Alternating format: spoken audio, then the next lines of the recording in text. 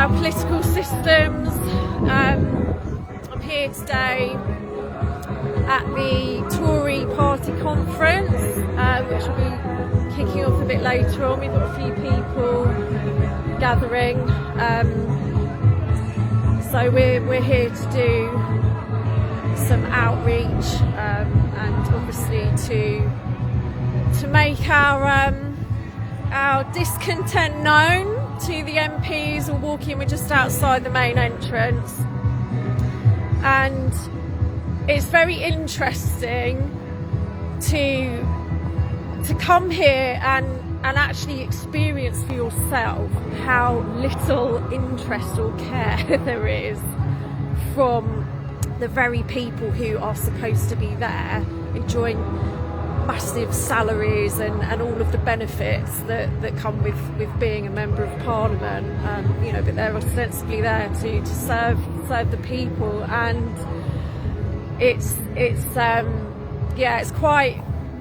quite interesting to experience it for yourself when you're trying to engage and to hand out leaflets and things like that. There's basically no interest whatsoever. I have no faith in politics or any of that being the answer to the situation we're in, because it's actually there to prop it up. But I do think that at every opportunity we should be there, making it very clear, visibly clear, that we do not go along with this absolute sham.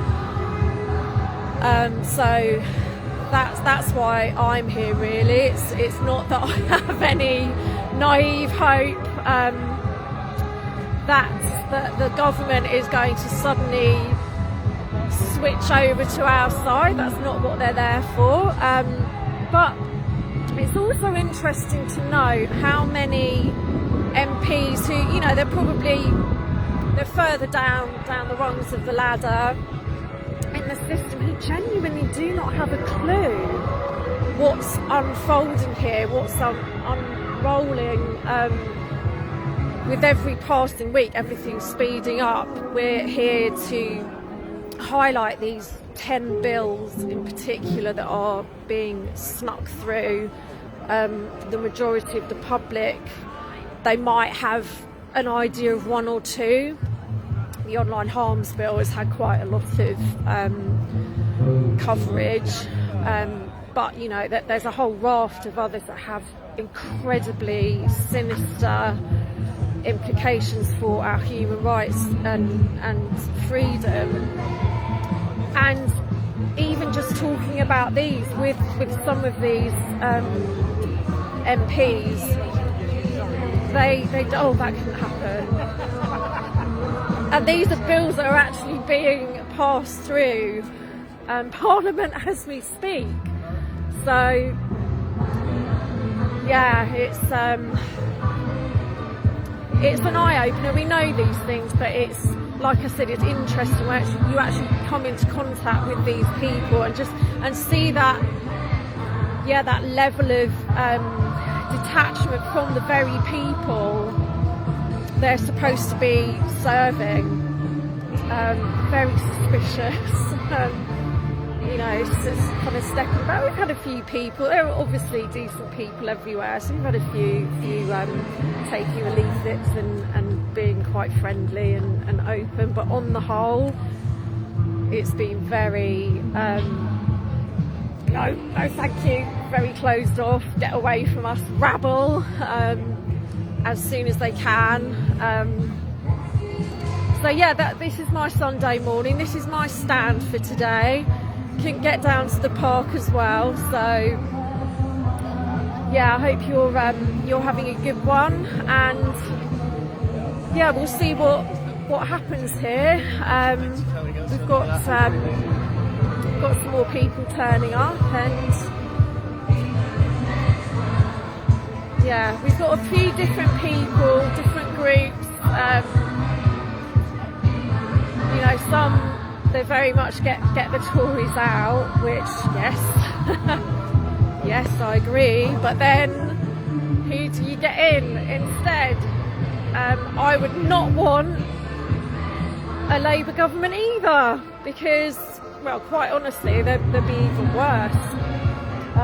So government's not the answer to any of this. The people, we're the answer. We're the only ones that will turn this around.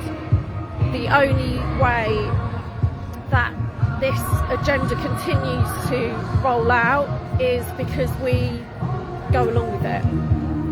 Anytime we acquiesce, anytime we might grumble and moan, but essentially go along with what's happening here, that's how it happens. When we stop and say no, then they can't continue.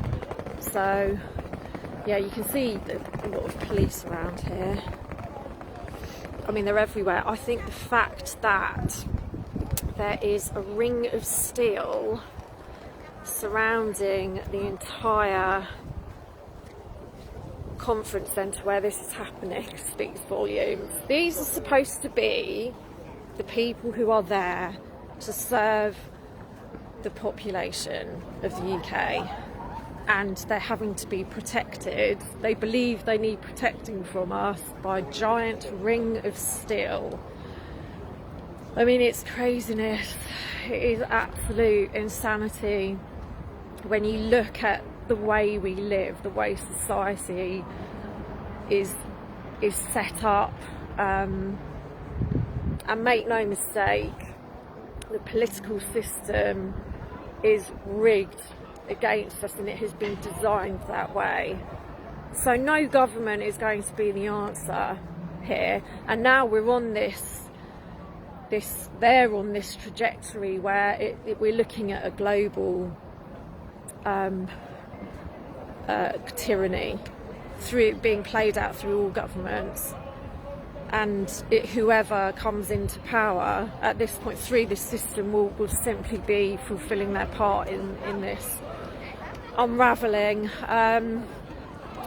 So yeah, like I said, it will be the people that turn this around. It's not going to be politicians and governments and those systems that were set up in the first place to oppress us and keep us controlled. But the tide is turning. I do have faith. So many more people are aware, and obviously with the cost of living crisis that's happening all around the world, it starts to really push people into waking up to what's going on around them, because at some point the evil that is behind this has to show its face. I mean, it's starting. Some of us have seen it quite a long time ago, but it has to become irrefutable, because it is evil, because this is pure evil. The motivations behind it are pure evil. It can't stay hidden. At some point, to any normal human being, it becomes obvious. So we're still, on the journey of revelation, but it is becoming clearer. And actually, it's the public who are far more receptive to hearing about this stuff. And on the whole, they're just absolutely horrified to hear about these bills that are being proposed. You can find out details of all the 10 bills and how you can take action against them on the Save Our Rights website. But yeah, it's eye-opening stuff. Anyway, that's that from me. So have a good day, and I'll speak to you very soon. Take care. Peace.